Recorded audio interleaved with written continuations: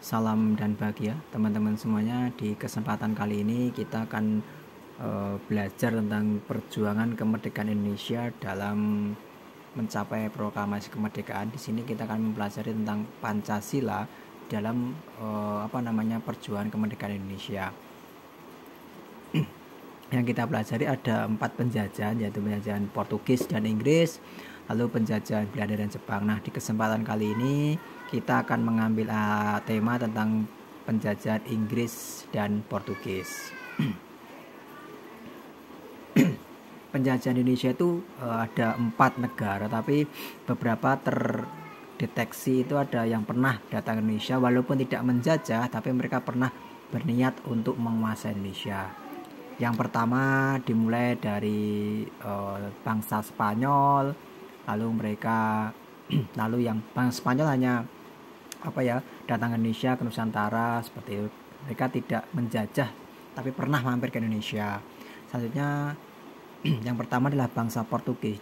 Di bangsa Portugis ini mereka sudah mulai ingin menguasai Nusantara karena kekayaan rempah-rempahnya. Di sini nanti ada pelaut Vasco da Gama dan beberapa yang lainnya yang sudah sampai ke penjuru Indonesia. Yang kedua nanti ada Belanda. Belanda sudah mulai datang ke Indonesia. Itu ya, mereka dengan Cornelis de Houtman-nya itu sudah sampai datang ke Indonesia. Lalu dilanjutkan nanti diambil alih oleh Inggris. Inggris mengambil alih kurang lebih 5 tahun. Lalu dilanjutkan dengan Belanda kembali. Mereka datang ke Indonesia hampir di sesi ini mereka lama, hampir 3,5 abad kalau di beberapa literatur ya begitu. Walaupun sebenarnya tidak selama itu karena nanti ada bahasa atau ada literatur yang mengatakan kita tidak sampai 350. Yang dijajah itu bukan Indonesia begitu waktu itu. Itu yang terakhir adalah Jepang. Jepang itu 3,5 tahun ya. Walaupun nanti setelah Jepang itu sekutu dan nicanya, yaitu walaupun itu Belanda juga ingin datang ke Indonesia untuk menduduki kembali, tapi sampai di Jepang ini kemerdekaan kita sudah mulai terkumandangkan pada tanggal 17 Agustus. Walaupun setelah 17 Agustus tersebut masih banyak intrik-intrik yang ingin intrik-intrik penjajah yang ingin menguasai Indonesia. Ini kita akan membahas Inggris dan Portugis, teman-teman. Inggris dan Portugis. Yang pertama, latar belakang datangnya bangsa-bangsa Eropa ke Indonesia. Yang pertama karena jatuhnya Konstantinopel ke tangan Turki Utsmani tahun 1453. Adanya beberapa berbagai penemuan di berbagai bidang akibat perjanjian Tordesillas oleh Paus Alexander VI di Roma. Ya, artinya perjanjian Tordesillas ini karena orang-orang di sana itu tidak boleh membeli rempah gitu, karena Konstantinopel sudah jatuh, mereka tidak boleh, orang-orang Portugis tidak bisa mengambil ke Lisabon di Portugis begitu. Lalu bangsa-bangsa barat Portugis, Spanyol, Belanda dan Inggris mencari daerah baru untuk memburu rempah-rempah melalui penjelajahan samudra atau jalur laut gitu ya. Karena waktu itu yang terkenal dengan jalur lautnya. 3, dari konteks Indonesia, orang-orang Portugis datang ke Indonesia melalui jalur timur, yaitu jalur atas ya, sedangkan Spanyol melalui jalur barat, diikuti oleh Belanda dan Inggris. Jadi yang pertama itu tadi saya katakan adalah Spanyol, walaupun mereka tidak tidak menjajah, tapi mereka sudah sampai ke Indonesia dengan keinginan untuk mencari rempah-rempah juga. Nah ini kalau jalur timur itu dari atas, nanti ke atas turunin dan jalur timur sampai sini. Kalau jalur barat nanti dari sini turun ke barat, ke bawah sini melewati Afrika, lalu sampai ke nanti ada di Banten. Ini kan Belanda pertama kali di Cornelis de Houtman di sini. Lalu jalur timur ya naik ke atas, lewat Kazakhstan, di atas Mongolia sampai Jepang, lalu sampai ke Maluku, Seram dan sebagainya nanti. Nah, pelaut bangsa Portugis yang datang pertama kali ke Indonesia adalah Vasco da Gama. Dia melakukan ekspedisi untuk menjelajahi samudra untuk mencari tanah Hindia, tempat penghasil rempah-rempah. Jadi Indonesia belum adanya tanah Hindia yang mereka kenal. Itu ya. Terus pada pada tanggal Juli 1497 Vasco da Gama memulai penjelajahannya. 98 setahun kemudian mereka rombongan Vasco da Gama ini mendarat di Calicut di pantai barat India. Ya. Dia mengira bahwa di Calicut itu adalah tempat rempah-rempah karena saking banyaknya di sana rempah-rempah. Tetapi beberapa tahun kemudian dia menyadari ternyata India ini bukan penghasil rempah-rempah, hanya pengepul atau distributor rempah-rempah yang datang dari Indonesia. Maka Portugis pindah ke Malaka, mereka mulai melancarkan ekspedisi ke timur lagi, yaitu ke Malaka. Pada tahun 1511, Alfonso de Albuquerque dari Portugis berhasil menguasai Malaka. Selang kurang lebih 11 tahun itu mereka berhasil menguasai Malaka dengan penjelajahan dan perjalanan yang luar biasa. Nah, tujuan masuknya bangsa Eropa ke Indonesia adalah ini, Hindia Timur atau Indonesia telah lama dikenal sebagai bangsa penghasil rempah-rempah. Nah, rempah-rempah itu seperti ini. Ada cengkeh, ada lada, merica, ya. Ditambah nanti ada tembakau. Untuk apa? Cengkeh, lada, merica itu untuk menghangatkan badan sambil mereka berdiam di depan api ini. Mereka menghisap cerutu dari tembakau asli Indonesia. Lalu mereka menggunakan ini untuk memanaskan badan, diolah menjadi makanan, bumbu masakan, dibuat minuman dan sebagainya.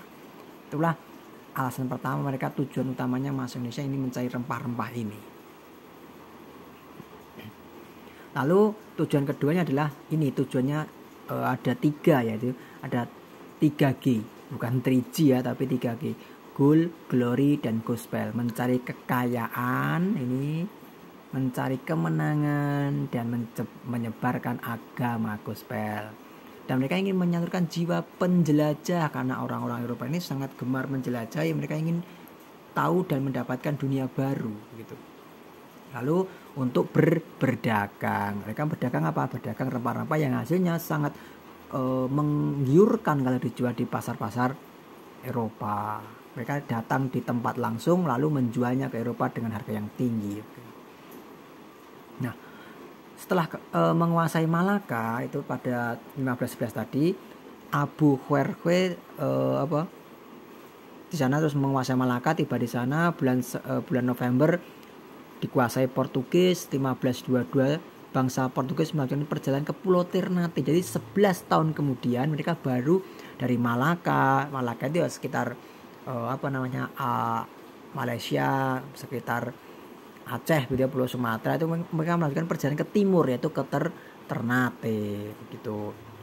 Pada 1575 rakyat Ternate di bawah pimpinan Sultan Ba'abullah menyerang Portugis dan mengusir mereka dari Maluku gitu. Hampir 50 tahun mereka berjuang untuk mengusir Portugis di tanah Maluku gitu.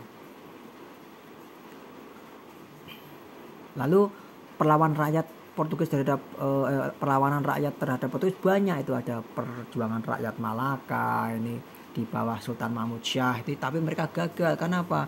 Ya ini, Portugis itu terlalu kuat dalam hal untuk ini, bukan persenjataan iya, tapi mereka sangat pintar dalam mengadu domba gitu ya. Lalu perlawanan rakyat Aceh juga sangat sangat ingin mengusir gitu, mengusir Portugis dari tanah Hindia Timur atau Indonesia. Di bawah Sultan Iskandar Muda, kerajaan Aceh pernah menyerang 2 kali, 1515 dan 1529, tapi gagal. Karena apa? Bersifat kedaerahan tadi, belum ada kerjasama satu sama lain. Lalu perjuangan rakyat Demak, sampai Demak pun itu turun tangan, yaitu di bawah Dipati Unus. Tahun 1523 mereka menyerang beberapa kali. Mereka sempat dibantu armada Aceh, Palembang, dan Bintan, tapi tetap gagal. Karena apa?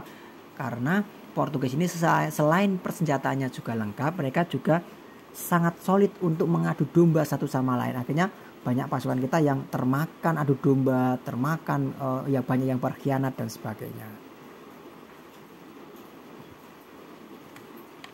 Tuh.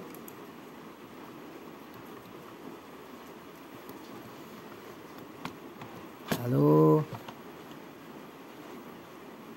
nih Ada faktor kekalahan. Kita lihat faktor kekalahan bangsa Portugis. Pertama, Portugis itu mengalami kekurangan pangan, biaya perang dan sumber daya manusia yang melemah, gitu ya. Mereka perang terus, biaya perang kan tinggi, harus makan juga itu perlu memberi makan pasukannya, dan sumber daya manusia yang melemah. Karena apa? Semakin lama mereka berperang, banyak meninggal juga, dan mereka semakin melemah, dan banyak yang mereka takut mati karena berperang tersebut. Karena perjuangan para pahlawan Indonesia waktu itu dari Aceh itu sangat luar solid, dalam arti mereka menyerang terus menerus begitu ya. Lalu semakin kacau dan akibat terjadinya pertempuran dengan berbagai kesultanan Nusantara. Banyak Sultan Aceh tadi, Malaka, Demak yang luar biasa, walaupun tidak bersama tapi mereka mulai menyerang satu sama lain. Akhirnya mereka sudah mulai kacau dan gentar. Pusat kekuatan Portugis di Malaka sering mendapat serangan dari sejumlah kerajaan Aceh, Johor, Demak tadi yang luar biasa. Akhirnya mereka lambat laun juga mengalami kekalahan, mengalami mental yang tidak mental penjajah yang kuat, tapi karena mereka diserang terus juga mereka akan menjadi down mentalnya begitu. Terus kita beralih ke Inggris. Nah, kita beralih ke Inggris. Alasan Inggris masuk Indonesia sama. Mereka pertama kali mencari kekayaan untuk berdagang. Mereka juga gold, gospel, mencari kekayaan, mencari kekuasaan, glory, dan menyebarkan agama, yaitu agama Nasrani nanti. Membuktikan sebagai negara dengan jiwa penjelajah dunia. Mereka membuktikan bahwa saya itu negara dengan jiwa penjelajah dunia yang sangat luar biasa, tidak ada yang mengalahkan. Lalu ini bangsa Inggris datang Indonesia tahun 1811 itu langsung mendirikan namanya East India Company atau EIC, yang dulu mirip VOC sih, tapi di sini lebih tujuan tanpa basa-basi. Kalau VOC kan perdagangan dulu, tapi kalau EIC enggak, mereka tujuannya langsung ingin menguasai Indonesia dari sisi timur, yaitu ada Ternate dan Tidore. Nah, kebijakan penguasa yang paling terkenal di sana ada namanya Thomas Stamford Raffles. Ada 5 kebijakan yang sampai saat ini kita rasakan ada keuntungannya, ada juga yang memang penjajah ya pasti memberatkan kan begitu. Tapi kita lihat dari beberapa sisi, ada 5 sisi. Bidang pemerintahan, Pulau Jawa dibagi menjadi 6 karesidenan. Jadi satu karesiden itu ada 6 sampai 7 kabupaten. Kalau sekarang ada ex Karesidenan Surakarta, ex Karesidenan Kedu, ex Karesidenan Pati, ex Karesidenan Banyumas, ex Karesidenan nanti di sana ada Semarang dan sebagainya. Itu dibagi 16 gitu ya. Merubah sistem pemerintahan yang banyak sekali merubah. Ini ada ex Karesidenan ada Banten, Banyumas, Besuki, Bogor, Cirebon, dari seluruh Jaya, dari Jawa Barat sampai Jawa Timur ada 16 gitu ya. Semarang, Priangan ya, itu. Bupati atau penguasa pribumi dilepas dari kedudukannya yang diperoleh secara turun-temurun. Artinya apa? Kalau ayahnya bupati, belum tentu anaknya bupati, maka harus siapa yang siap jadi bupati. Itu agak bagusnya di situ. Artinya apa? Memberi semuanya untuk jadi bupati. Itu. Di bidang keuangan dan ekonomi, petani diberikan kebebasan ekspor untuk mengirim mereka tadi. Jadi lada, cengkeh, tembakau dieksporkan, tidak hanya dijual oleh Inggris tapi juga dibantu ekspornya. Penghapusan pajak hasil bumi, kontingenten, sistem penyerahan wajib pajak. Jadi tidak ada pajak bumi waktu itu ya. Terus menetapkan sistem sewa tanah gitu. Tidak ada pajak tapi tanah harus disewa. Ya sebenarnya sama, tapi ini bahasanya agak ringan, tidak pajak tapi sewa tanah gitu ya. Terus ini di bidang sosialnya ya, menemukan Rafflesia arnoldi atau bunga bangkai. Ini bunga bangkainya seperti ini, membuka jalan untuk menyusun kebun raya Bogor yang akhirnya menjadi kebun yang sangat luar biasa dengan flora dan faunanya sampai saat ini sangat lengkap lah gitu. Pemungutan pajak perorangan, lalu mengadakan monopoli garam dan miras gitu ya. Jadi monopoli garam dan miras yang boleh menjual itu hanya Inggris, yang lain tidak boleh gitu ya. Bidang pendidikan memperbolehkan penduduk pribumi menuntut pendidikan. Kalau zaman Portugis nggak boleh, tapi zaman ini mereka boleh sekolah. Bidang hukum menciptakan sistem peradilan hukum baru yang dibawa dari Eropa, yang sampai saat ini kita ada yang memakainya, ada persidangan dan sebagainya. Lalu Inggris berkuasa di Indonesia selama hampir ya sekurang 5 tahunan lah, tahun 1811 sampai 1816. Gubernur pertama namanya Thomas Stamford Raffles yang sangat terkenal, memperlakukan sistem sewa tanah ladrin tadi. Tapi Raffles jatuh karena tuduhan korupsi. Dan akhirnya tahun 1816 Inggris menyerahkan wilayahnya ke Indonesia atau Hindia Timur tadi ke Belanda kembali. Ini yang disebut dengan Thomas Stamford Raffles. Ya, sangat banyak sih jasanya terhadap Indonesia sampai sekarang ya karena beliau. Nih. Ke era penjajahan Belanda nanti ada Van der Bos dan Van der Capellen, lalu dia memperkenalkan kultur stelsel dan sebagainya. Nanti kita bahas ini di di periode penjajahan Belanda dan Jepang. Mungkin itu saja yang bisa saya sampaikan teman-teman. Setelah ini jangan lupa nanti untuk presensi, untuk tugas dan sebagainya nanti saya share di media sosial. Terima kasih. Kita bertemu lain kesempatan. Selalu semangat. Salam dan bahagia.